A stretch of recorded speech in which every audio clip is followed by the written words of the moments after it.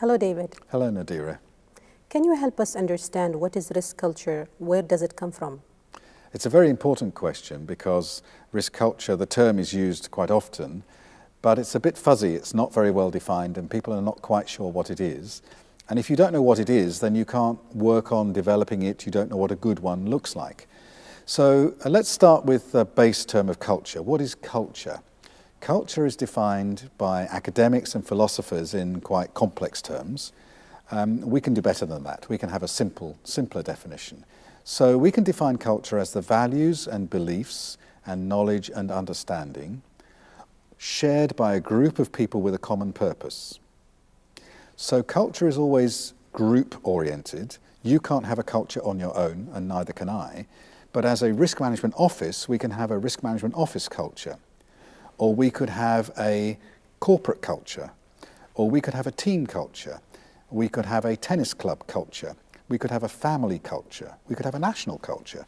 Because these are groups of people with a shared interest, with a common interest. So we can share values and beliefs and knowledge and understanding. Now, risk culture is a particular variety or instance of culture.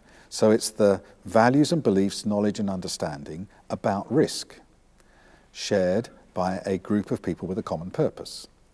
So we can apply it to a corporation or an institution or an organization. We can see that a whole organization might have a risk culture, a set of shared values, beliefs, knowledge and understanding about risk.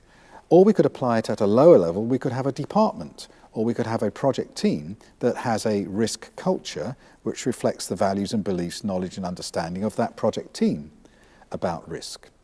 And you would hope that the risk culture across the organization would be consistent.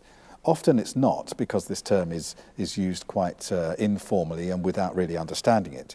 And so culture does need to have, we need to pay attention to culture in terms of developing a consistent and helpful, supportive culture across the organization. But where does culture come from? That was your question. And again, I think we can develop a simple model that helps us to understand this. I call it the ABC model. So C obviously stands for culture, values, beliefs, knowledge and understanding about something shared by a group of people with a common interest. How do you get culture? Culture comes from the repeated behavior of that group of people.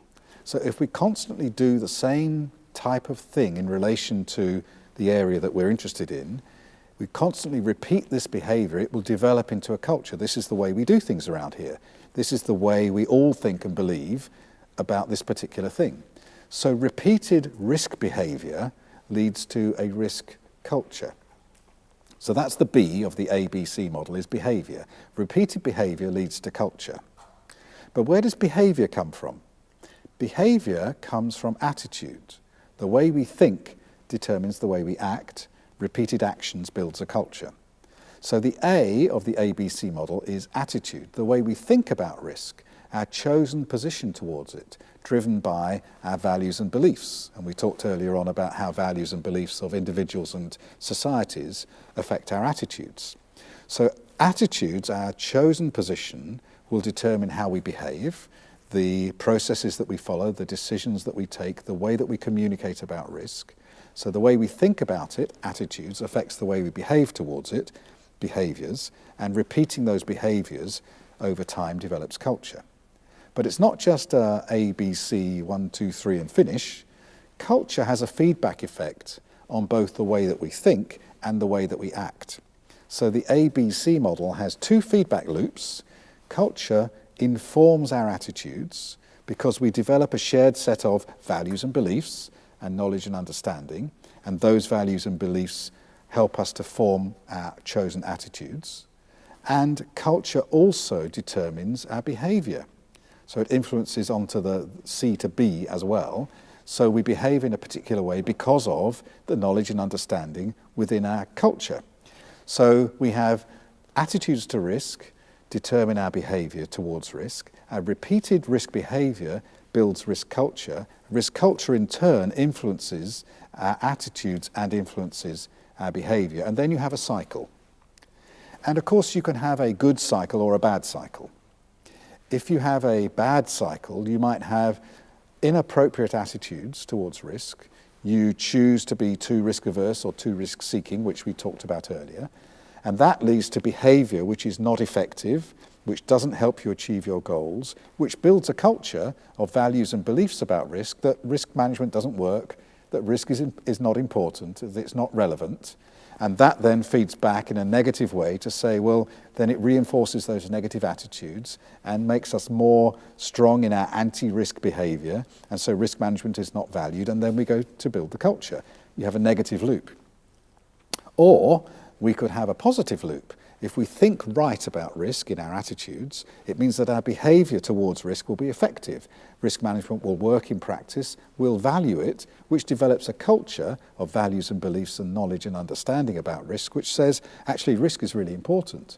And the way we manage it determines the success or failure of our business. We need to give this attention and action, which then forms our attitudes. It reinforces a positive attitude, which gives us good behavior, which builds a strong culture. So you can see that these things are related together in either a bad way or a good way. But risk culture comes from repeated behavior, which comes from the way we think about risk. David, what would be the characteristics of a positive risk culture or an ideal risk culture? Well, then we have a recognition of the value of risk. We see that risk is important in terms of the achievement of our objectives as an organization, or as a department, or as a project team, or whatever, or as a family, or as a society, remembering that culture exists within any group of people with a common purpose. So a good risk culture says this is an important area that helps us achieve our goals. It means that we would then value risk management. We would give it the attention, the resources, the effort, the time, the money that is needed to do it properly. We would train our people to be risk aware, to be risk competent. We would make sure that it's done well and that we use the results. We would not be afraid of risk. We would recognize that some risk is helpful and positive, as well as other risk being negative and unhelpful. And so we would seek to minimize the unhelpful risks and maximize the helpful risks. So it is a much more balanced view of risk that says it is important, there are things out there, uncertainties that matter, that could affect us, but we can do something about it, and we will do something about it, and we'll make sure that we improve the way we do it consistently over time. That's a good risk culture. Thank you very much, David. Thank you.